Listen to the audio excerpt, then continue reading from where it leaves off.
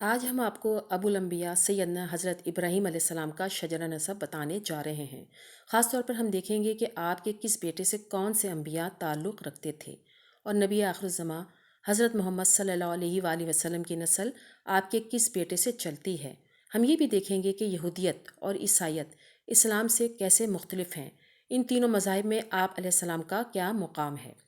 اس شجرے کو سمجھنے کے لیے ہمیں پہلے ابوالعظم پیغمبر حضرت نوح علیہ السلام پر آنا پڑے گا، چونکہ اس زمانے میں اللہ کی طرف سے ایک عظیم سیلاب میں تمام انسانوں کا خاتمہ ہو چکا تھا، تو حضرت نوح علیہ السلام سے انسانی نسل کا ایک طرح سے دوبارہ جنم ہوا۔ یہی وجہ ہے کہ حضرت نوح علیہ السلام کو آدم ثانی بھی کہا جاتا ہے۔ جہاں تک اللہ کے پیغمبروں کی بات ہے تو تمام پیغمبروں کی نسل حضرت نوح علیہ السلام کے بڑے بیٹے سام سے چلتی ہے۔ سام بن نوح کے 5 بیٹے تھے، جن میں ارم کی نسل میں اللہ کے نبی حضرت صالح علیہ السلام آتے ہیں، جنہیں اللہ نے قوم سمود کی طرف نبی بنا کے بھیجا۔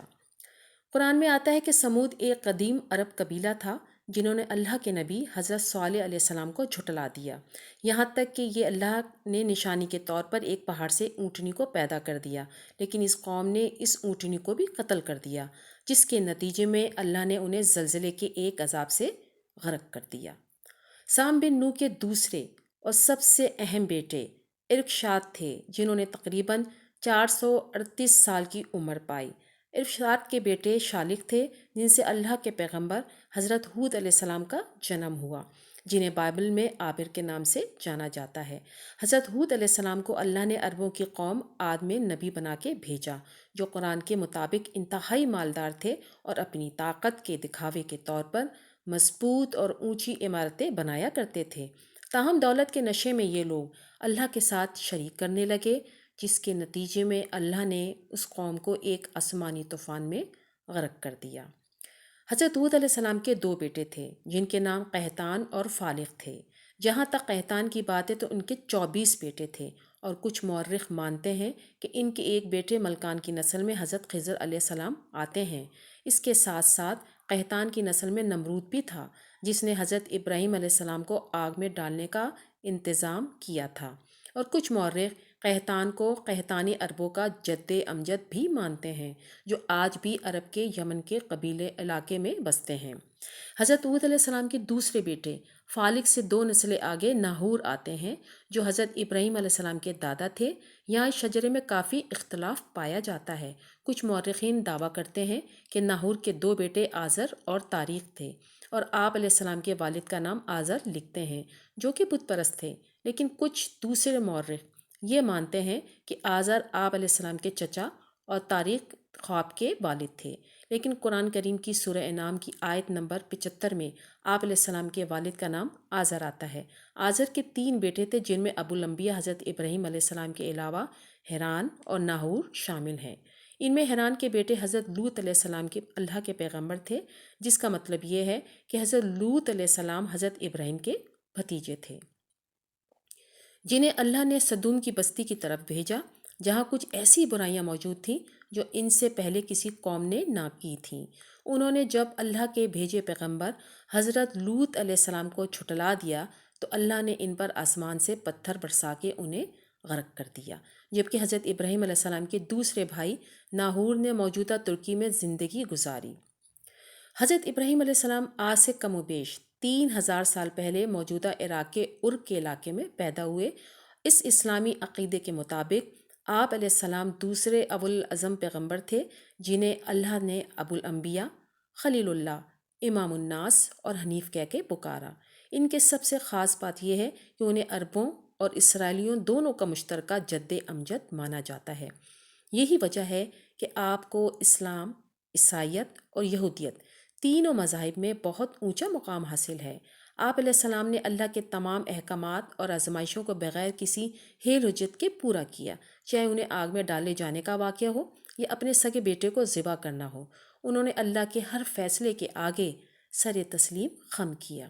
اسی بنیاد پر اللہ نے انہیں آنے والی تمام اقوام کے امام کا درجہ دیا، اور یہاں دلچسپ بات یہ ہے کہ ان کے بعد آنے والے زیادہ تر انبیاء بھی انہی کے نسل سے تھے۔ آپ علیہ السلام کی پہلی بیوی حضرت صالح علیہ السلام تھیں، جن سے شروعات میں آپ کی کوئی اولاد نہ ہوئی۔ چنانچہ آپ کی دوسری بیوی حضرت ہاجرہ علیہ السلام جو مصر کے بادشاہ کی بیٹی تھیں، ان سے آپ کے بڑے بیٹے حضرت اسماعیل علیہ السلام پیدا ہوئے۔ لیکن پھر کچھ عرصے میں اللہ نے آپ کو آپ کی پہلی بیوی حضرت سارہ سے بھی ایک بیٹا عطا کر دیا جو کہ حضرت اسحاق علیہ السلام تھے۔ اسلام میں آپ کے دونوں بیٹوں کو اللہ کا پیغمبر مانا جاتا ہے، جبکہ اہل کتاب صرف حضرت اسحاق کو ہی نبی مانتے ہیں۔ حضرت ابراہیم علیہ السلام اللہ کے حکم سے اپنے بڑے بیٹے حضرت اسماعیل علیہ السلام اور ان کی والدہ حضرت ہاجر علیہ السلام کو مکہ کے علاقے میں لے آئے، اور اسی علاقے میں رہتے ہوئے حضرت اسماعیل علیہ السلام کی نسل چلتی ہے۔ یہی وجہ ہے کہ قحطانی عربوں کو چھوڑ کے اس علاقے میں بسنے والے بیشتر قبیلوں کا شجرہ حضرت اسماعیل علیہ السلام سے جا ملتا ہے، جن میں نبی آخر زماں حضرت محمد صلی اللہ علیہ وآلہ وسلم کا قبیلہ بنو ہاشم بھی شامل ہے۔ اس کے علاوہ چاروں خلفائے راشدین اور کئی اصحابہ کرام بھی حضرت اسماعیل علیہ السلام کی نسل سے ہیں۔ کچھ روایات میں آتا ہے کہ آپ علیہ السلام نے اپنی پہلی بیوی حضرت صالح علیہ السلام کے انتقال کے بعد حضرت قطورہ سے شادی کی، جن سے آپ کے 6 بیٹے تھے۔ ان 6 بیٹوں میں آپ کے سب سے بڑے بیٹے مدیان کی نسل میں حضرت شعیب علیہ السلام آتے ہیں، جو حضرت موسیٰ علیہ السلام کے سسر بھی تھے۔ حضرت شعیب ان چاروں پیغمبروں میں شامل ہیں جو عرب میں مقیم رہے۔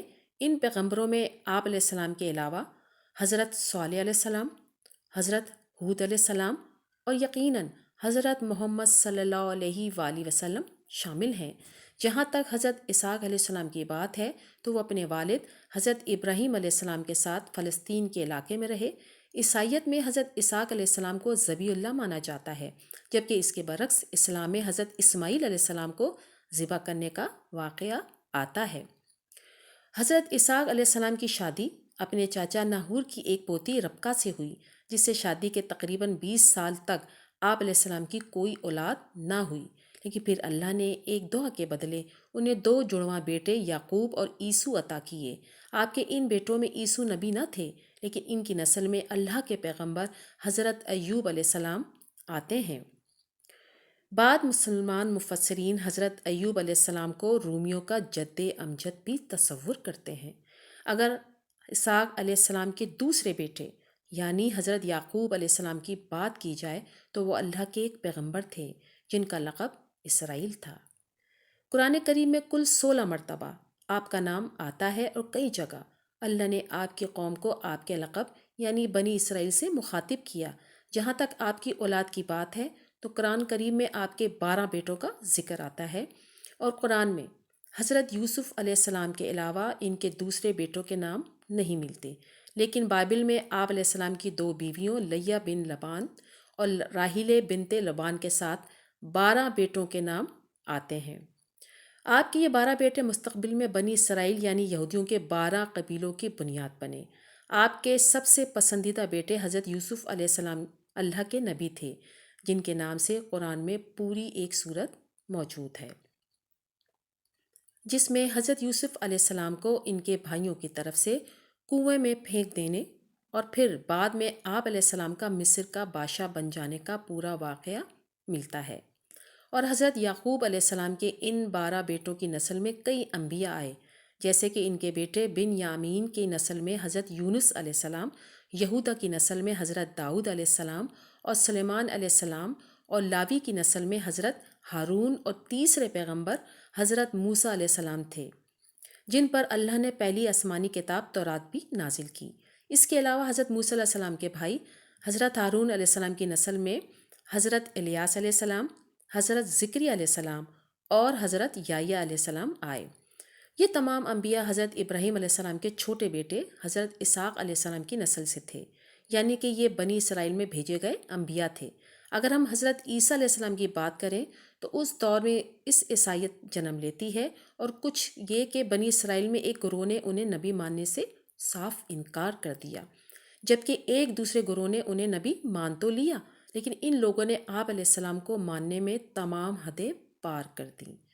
وہ آپ علیہ السلام کو اللہ کا بیٹا تصور کرنے لگے تو ایسے حضرت عیسیٰ علیہ السلام کو نہ ماننے والے یہودی کہلائے، جبکہ آپ علیہ السلام کو اللہ کا بیٹا تصور کرنے والے عیسائیت کی بنیاد بنے۔ جہاں تک مسلمانوں کی بات ہے تو مسلمان انہیں اللہ کا نبی اور رسول مانتے ہیں۔ حضرت عیسیٰ علیہ السلام کو حضرت اسحاق یا بنی اسرائیل کی لڑی میں آخری پیغمبر مانا جاتا ہے۔